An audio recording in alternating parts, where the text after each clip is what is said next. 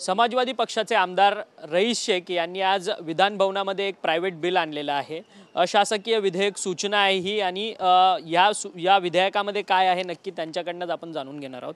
खरं तर हे विधेयक तुम्ही आणलंय कोणत्याही धर्मगुरूचा महापुरुषाचा अपमान केल्यानंतर मोकोका अंतर्गत कारवाई करण्यात यावी, परंतु ही मागणी करण्यामागचं महत्त्वाचं कारण काय? कारण की धार्मिक ताणतणाव तेढ मोठ्या प्रमाणात आजकाल वाढत चाललाय। बघा, एक नियोजित प्रमाणे महाराष्ट्रामध्ये किंवा देशामध्ये लोक काम करत आहात। तुम्ही सोशल मीडियावर बघा तर कोणताही धर्म असो, म्हणजे मी मुस्लिम धर्मासाठीच सांगत नाही आहे, देवी देवता असतील, महापुरुष असतील, राष्ट्रीय नेते असतील, त्यांच्याबद्दल एकदम वेगळी भावनातून मीम्स वगैरे बनवतात लोक। फ्रीडम ऑफ स्पीच जबाबदारीसोबत येते। नाशिकमध्ये जे झाला प्रॉफेट मोहम्मदबद्दल जे काय बोललं गेलं ते गरजेचं नव्हतं, आणि जेव्हा तुम्ही FIR करतात ते भारतीय न्यायसंहिता म्हणजे जी प्रोव्हिजन्स आहेत डेफेमेशनसाठी ते अपूर्व आहेत। म्हणजे तुम्ही FIR करून एव्हिडन्स कलेक्ट करून 3-3 वर्ष काय करत नाही। तर मला असं वाटतं आहे की एक सेपरेट आपल्याला एक कायद्याची गरज आहे की जेव्हा असं वक्तव्य केलं गेलं आणि तुम्ही FIR करतात, तुमच्याकडे एक वेपन पाहिजे की तुम्ही 10 वर्षाचा कलम लागू शकतो, मकोकासारखा एव्हिडन्स कलेक्टिंग क्विक करू शकतो, एव्हिडन्स कलेक्ट करून चार्जशीट करून शिक्षा लवकर व्हावी। या उद्देशातून एक प्रायव्हेट मेंबर बिल आम्ही आणलं आहे आणि मी सर्व पक्षांना सर्व आमदारांना अपील करेल की हे कोणत्याही धर्मासाठी नाही, सर्व धर्मांसाठी आहे, सर्व आपले नेत्यांसाठी आहे, तर याला समर्थन करा अशी माझी विनंती आहे। परंतु गेल्या काही तुम्ही हा बिल आणलात, परंतु गेल्या काही विधानसभेच्या निवडणुकीत आपण पाहिलं तर हिंदू आणि मुसलमान हा तेढ मोठ्या प्रमाणात निर्माण झालेला होता। खरं तर हिंदू जन आक्रोश सभा मोठ्या प्रमाणात घेण्यात आल्या, अनेक साधू संतांची भाषणं संपूर्ण अनेक राज्यभरात झालेली होती। नितेश राणे तर उघडपणे हिंदुत्वाचा प्रचार करत असताना धमक्या देत होत्या पोलिसांसोबतच मुस्लिम लोकांना देखील, धर्माला सुद्धा देखील। फक्त हिंदू साईडला नाही, मुस्लिम धर्म असो, वेगवेगळे लोक आहेत त्यांचा काहीच धर्म नाही, ते पण काहीच बोलतात। म्हणजे मी असं म्हणणार नाही की फक्त एका बाजूनी हे चाललं आहे। नितेश राणे जी ते बोललेत त्याच्यामध्ये FIR झाली, काय झालं त्याच्यावर, जे काही बोललं गेलं त्याच्यावर भरपूर FIR आहेत। तुम्ही माहिती घेतली तर प्रत्येक पोलीस स्टेशनमध्ये 20-25 FIR आहेत, त्याचा काही निष्कर्ष निघत नाही, म्हणून लोक हे भूमिका वारंवार ठेवतात। भाजपच्या नेत्यांनी वक्तव्य केली तर त्यांच्यावरती गुन्हे दाखल होत नाही आणि दुसऱ्या धर्मातल्या लोकांनी वक्तव्य केली तर गुन्हे दाखल होतात। अरे बाबा, नितेश राणेवर भरपूर गुन्हे दाखल झालेत, पण काही लोकांना हॅबिच्युअल ऑफेंडर झालेत। म्हणजे मला माहीत आहे FIR झाली ते कानूनमध्ये काही तथ्य नाही म्हणून मला शिक्षा होणार नाही। तर मला असं म्हणायचं, जेव्हा FIR होते ना, कारवाई पण पाहिजे आपल्याला, शिक्षा पाहिजे आपल्याला, कारण कानून तेवढा टफ नाही आहे। डेफिमेशनसाठी जे आपण नियम केलेले आहेत, कायदा केलेला आहे, तो तेवढा स्ट्रॉंग नाही, म्हणून एक नया कायदा करण्याची गरज आहे, हा माझं मत आहे।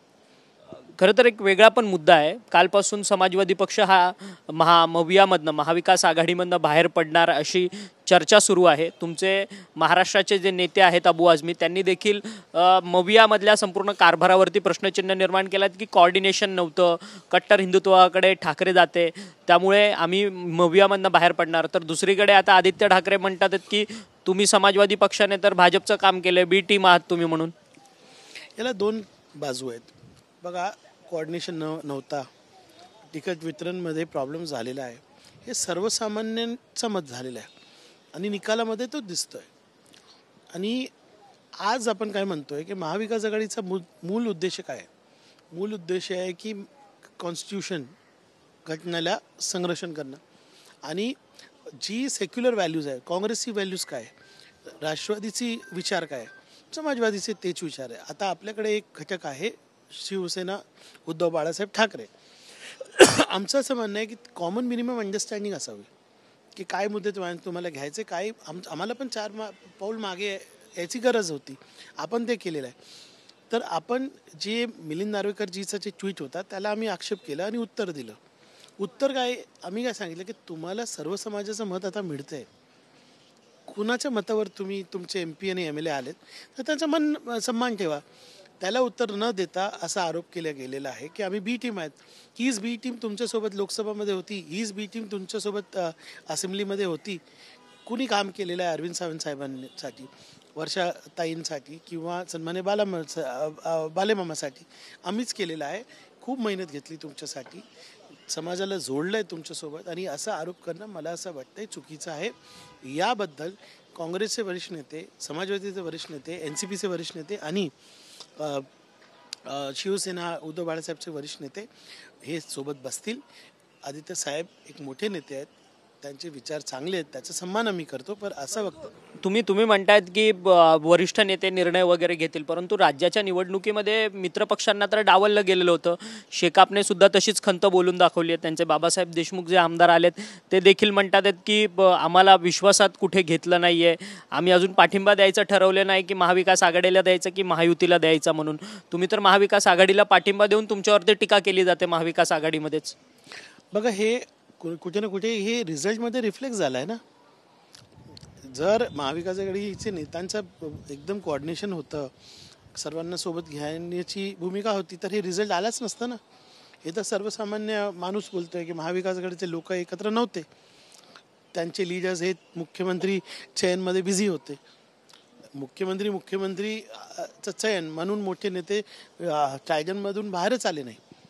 तर ही भूमिका सर्वसामान्य माणसाच्या मनात आहे.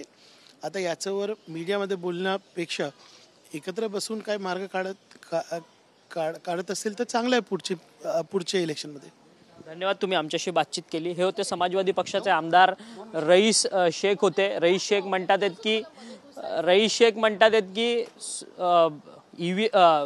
म्हणतात की खरं तर मवियामध्ये राहायचं की नाही राहायचं हा संपूर्ण निर्णय जो आहे तो आमचे वरिष्ठ नेते घेतील, परंतु ठाकरेंच्या कट्टर हिंदुत्ववादाच्या संदर्भात आमचा प्रश्नचिन्ह जो आहे तो नेहमीच उपस्थित राहणार आहे. कारण की अनेक निवडणुकांमध्ये ज्यावेळेसपासून मविया तयार झाली आहेत त्यावेळेसपासून मुस्लिमांची मतं जी आहेत ती ठाकरेंना ट्रान्सफर झालेली आहेत. त्यामुळे आमच्यावरती, आमच्या धर्मावरती कोणताही प्रश्नचिन्ह उपस्थित करू नका असं थेट मत जे आहे ते रईस शेख यांनी आपल्याशी बोलताना केलेलं आहे. व्हिडिओ जर्नलिस्ट रोहनसह अक्षय मंगणी, TV9 मराठी, मुंबई.